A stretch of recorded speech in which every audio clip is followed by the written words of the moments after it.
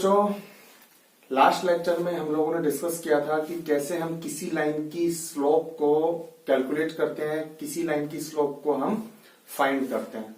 देखिए, आज स्लोप निकालने के और अलग अलग मेथड पर हम डिस्कशन करेंगे। तो करते हैं स्टार्ट। देखिए बच्चों, जैसा कि लास्ट टाइम मैंने आपको बताया था कि कोई भी लाइन एक्सिस में ही एग्जिस्ट करती है, राइट। मान लीजिए मैं इस लाइन को ड्रॉ करता हूं, ठीक है, और एक मैं दूसरा केस लेता हूं। ये देखिए, ठीक, ये केस नंबर 2, ठीक है, और ये बिल्कुल मिड में से, यानी अगर टोटल 90 डिग्री है ना, तो ये उसका आधा, हाफ 45 डिग्री, ठीक है। एक लाइन ये एक्स वाई एक्स डैश, ठीक है, और Y dash, X Y X dash Y dash, right. एक लाइन ये और एक लाइन ये, ठीक है। अब इस लाइन के ऊपर दो पॉइंट्स हम लेने वाले हैं, 0,5 और 5,0, राइट। और लाइन की इक्वेशन, जैसा कि आपको सबसे पहले वाले एग्जांपल में मैंने बताया भी था, यही वाली लाइन थी x + y = 5। मैं आपको अभी फिलहाल लिख करके दे देता हूं, वरना आप इन दोनों पॉइंट से भी इक्वेशन कैलकुलेट कर सकते हो। दोनों के दोनों पॉइंट्स इस लाइन को सेटिस्फाई करेंगे, राइट। देखिए यहां ये जो लाइन L2 है ना, क्योंकि हम L1 इसको बोलेंगे, ये वाला केस फर्स्ट और ये वाला केस सेकंड, ठीक है। केस फर्स्ट में जो ये इक्वेशन है, लाइन की जो इक्वेशन है x + y = 5, देखते जाइएगा। इस इक्वेशन से, या ऐसे समझ लो आप, इस इक्वेशन से आपने ग्राफ बना दिया, दो पॉइंट्स गिवन है, तो इन दोनों पॉइंट से भी इस लाइन की स्लोप कैलकुलेट की जा सकती है, ठीक है। यानी हमारे पास एक फॉर्मूला होता है कि अगर किसी लाइन के ऊपर दो पॉइंट्स गिवन है, मान लीजिए पॉइंट ए पॉइंट बी, इसके कोऑर्डिनेट x1 y1 और इसके कोऑर्डिनेट x2 y2 हम ले लेते हैं, तो स्लोप होती है y2 - y1 upon x2 - x1, y2 - y1 upon x2 - x1, slope y2 - y1 upon x2 - x1, ये इसकी स्लोप होगी, इस लाइन की slope y2 - y1 upon x2 - x1, इस लाइन की स्लोप, राइट। अब इस मेथड से, ये मेथड है ना, किसी लाइन की स्लोप फाइंड करने का ये भी एक मेथड है। अब आप ये कहोगे कि सर लास्ट लेक्चर में तो हमने स्लोप एंगल से फाइंड की थी, तो मैं कब मना कर रहा हूं कि एंगल से स्लोप को हम फाइंड नहीं कर सकते, एंगल से भी कर सकते हैं। m = tan थीटा, tan 45, अगर एंगल हमारे पास है तो एंगल से भी कर सकते। कहते हैं ना, जैसे हमें अपने घर से स्टेशन जाना है, स्टेशन, रेलवे स्टेशन, तो काफी सारे रास्ते हो सकते हैं, आप अलग अलग रास्तों से जा सकते हैं, लेकिन स्टेशन सेम है, किसी भी रास्ते से जाओ। ऐसे किसी भी लाइन की स्लोप सेम निकलेगी, ये ध्यान रखिएगा। तो अब हमारे पास इस लाइन के ऊपर दो पॉइंट्स हैं, नजर आ रहे हैं, दो पॉइंट्स हमें नजर आ रहे हैं, तो दोनों में से आपकी मर्जी, किसी को x1 y1 आप कंसीडर कर लो और किसी को x2 y2 कर लो, आपकी मर्जी। तो इसकी स्लोप क्या हो जाएगी? स्लोप फॉर्मूले के according y2 - y1 upon x2 - x1, तो यहां y2 का रोल प्ले कर रहा है 5 और y1 का रोल प्ले कर रहा है 0, और x2 का रोल प्ले कर रहा है 0 और x1 का रोल प्ले कर रहा है 5। तो ऊपर तो 5, नीचे -5, हम देख रहे हैं स्लोप आ गई -1। इस लाइन की स्लोप -1, और लास्ट लेक्चर में मैंने बताया था कि अगर स्लोप नेगेटिव है तो लाइन ऐसे जाएगी, ठीक है, क्योंकि ये वाला एंगल 90 डिग्री से ज्यादा होगा, राइट, और tan 90 डिग्री से बड़े एंगल पर नेगेटिव वैल्यू देता है। खैर आगे चलते हैं। तो मैं बात कर रहा था कि किसी लाइन के ऊपर अगर 2 पॉइंट्स भी मिल जाए ना तो उस लाइन के हम स्लोप फाइंड कर सकते हैं। अब जैसा कि ये लाइन आपको नजर आ रही है 0,0 और मैं आपको बता देता हूं ये बिल्कुल सेंटर में से जा रही है। तो सेंटर में से अगर जा रही है ना तो आप फोकस कीजिएगा, एक छोटा सा कॉन्सेप्ट मैं आपको बता रहा हूं कि जो भी पॉइंट आप इसके ऊपर लेने वाले हैं, ठीक है, उनके जो कोऑर्डिनेट होंगे ना वो एग्जैक्टली सेम होंगे। एग्जैक्टली क्यों? क्योंकि जितनी डिस्टेंस ये होगी उतनी डिस्टेंस ये होगी, जितनी डिस्टेंस ये है उतनी डिस्टेंस ये है, क्योंकि एंगल भी तो सेम है। जितनी डिस्टेंस ये है उतनी डिस्टेंस ये होगी, क्योंकि ये एंगल और ये एंगल बिल्कुल सेम है, बीच में से लाइन जा रही है। तो मान लीजिए 2,2।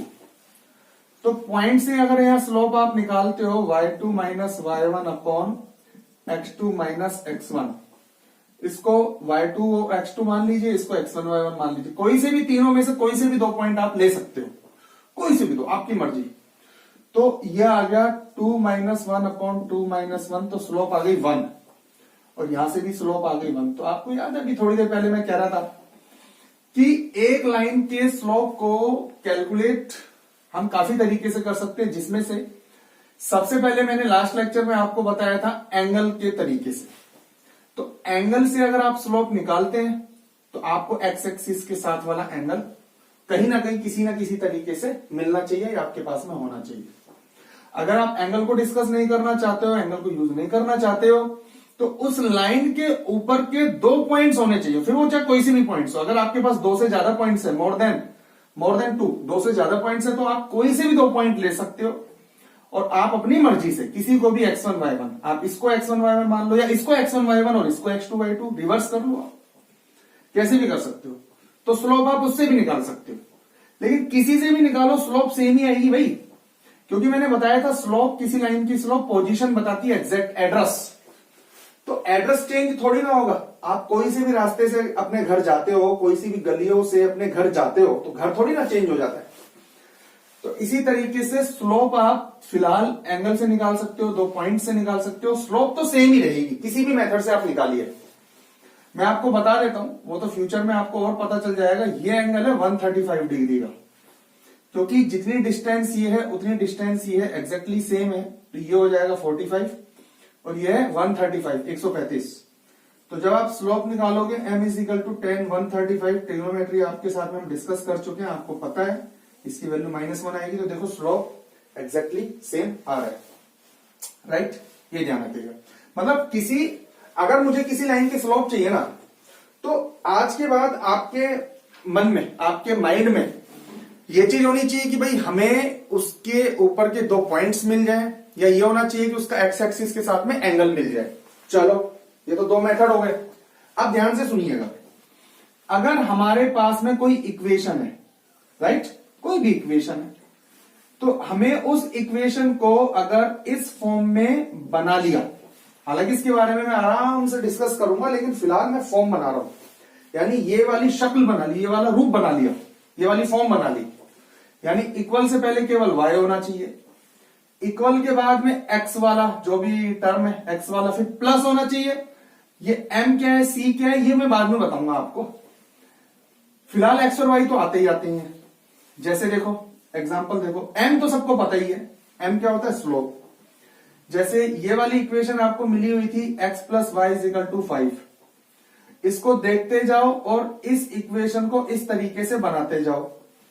इस इक्वेशन को अगर मैं इस तरीके से बनाता हूं तो इक्वल से पहले y चाहिए, तो इक्वल से पहले तो चाहिए y is equal to x को उधर फेंको तो ये हो जाएगा -x प्लस 5, ठीक है।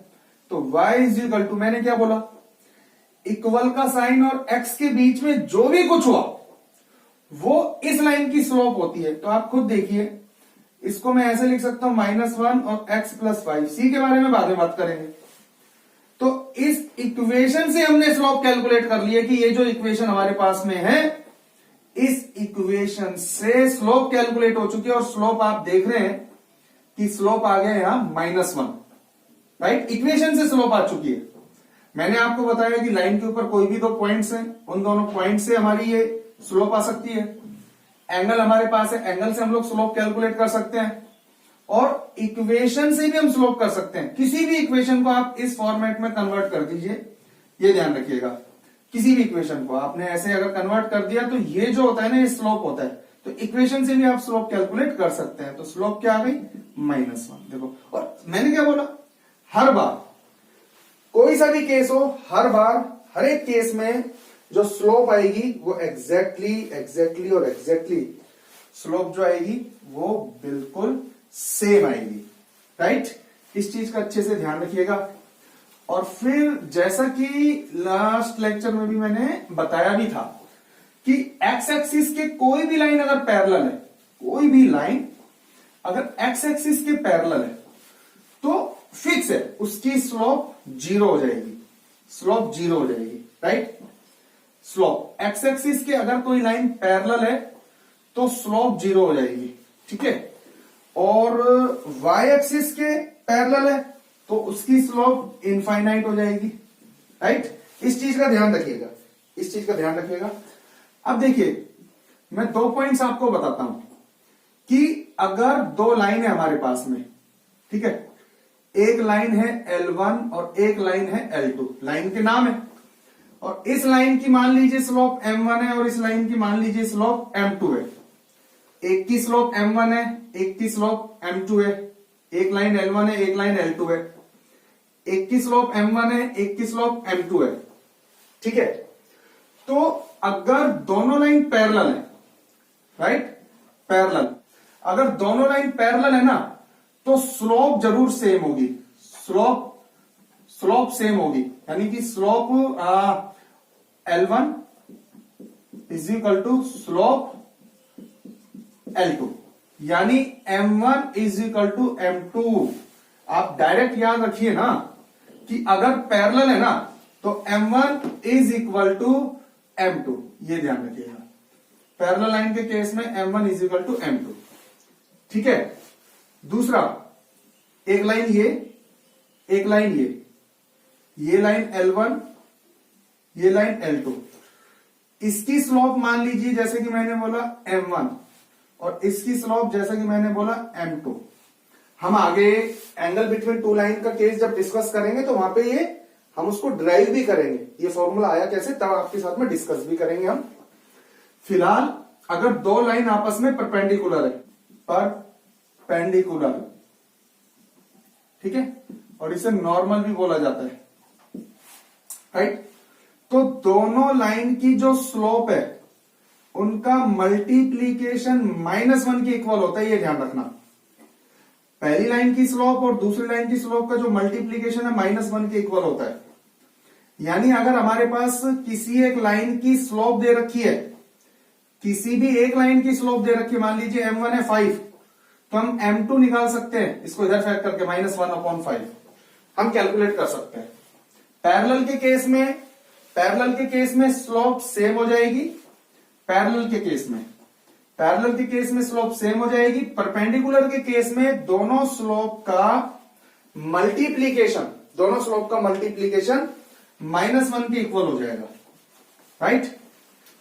जैसे कि एक हम क्वेश्चन देखते हैं। देखिए, हमारे पास ये गिवन है कि भाई एक लाइन है, वो लाइन 2 पॉइंट से पास हो रही है, 5,0, ठीक है, और 1,4, राइट, और उस लाइन के परपेंडिकुलर एक दूसरी लाइन है, इसका नाम है L1 और इसका नाम है L2, राइट।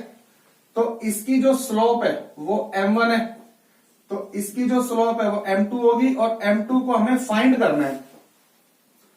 मैं आपसे ये कहता हूं कि मैथमेटिक्स में जब भी परपेंडिकुलर का केस आ जाए ना, तो आपके मन में M1 dot M2 is equal to -1 चल जाना चाहिए। जैसे 10th क्लास तक जब भी इस तरीके का केस बन जाता था तो आप लगा देते थे ना पाइथागोरस, मन में आ जाता था। तो ऐसे ही इतनी सच्चाई इस बात में, जब भी परपेंडिकुलर का केस आ जाए ना तो ये चीज मन में आ जानी चाहिए। तो M1 आप कैलकुलेट कर सकते हैं। M1 कैसे आएगा, इसको मान लीजिए x1y1 और इसको x2y2, ये x1y1 और ये x2y2 मान लीजिए। तो y2 - y1 upon x2 - x1, y2 है 4 माइनस 0 अपॉन 1 माइनस 5, तो आप देख रहे हैं -1, m1 आगे -1, तो यहां m1 की वैल्यू रख दो, -1 dot m2 is equal to -1, m2 is equal to 1। ये लो भाई, ये आंसर आ गया। परपेंडिकुलर देते ही ये वाला केस लगा देना है, एक की स्लोप है, दूसरे को आप वहां से कैलकुलेट कर सकते हो। तो मैं केवल ये बताने की कोशिश कर रहा था कि स्लोप किसी भी तरीके से आप कैलकुलेट कर लीजिए, किसी भी तरीके से लाइन की स्लोप हमेशा सेम रहेगी, जिसे कहते हैं लाइन की स्लोप हमेशा यूनिक रहेगी। किसी भी तरीके से आप कैलकुलेट कर लीजिए, लाइन की स्लोप हमेशा सेम आएगी। चाहे तो आप उसको एंगल से कैलकुलेट कीजिए, जैसे कि स्टार्टिंग में बताया था m is equal to tan theta. चाहे तो आप उसको दो पॉइंट से कैलकुलेट कीजिए, y2 minus y1 upon x2 minus x1। चाहे तो आप उसको इक्वेशन से कैलकुलेट कीजिए, पैरेलल का केस है वहां से ले लीजिए, परपेंडिकुलर का केस है, एक लाइन की स्लोप है, दूसरी लाइन की स्लोप यहां से आप कैलकुलेट कर लीजिए। इस लेक्चर को बहुत अच्छे से रेडी कीजिएगा, डाउट व्हाट्सएप कीजिएगा। नेक्स्ट लेक्चर में मिलते हैं, गुड बाय।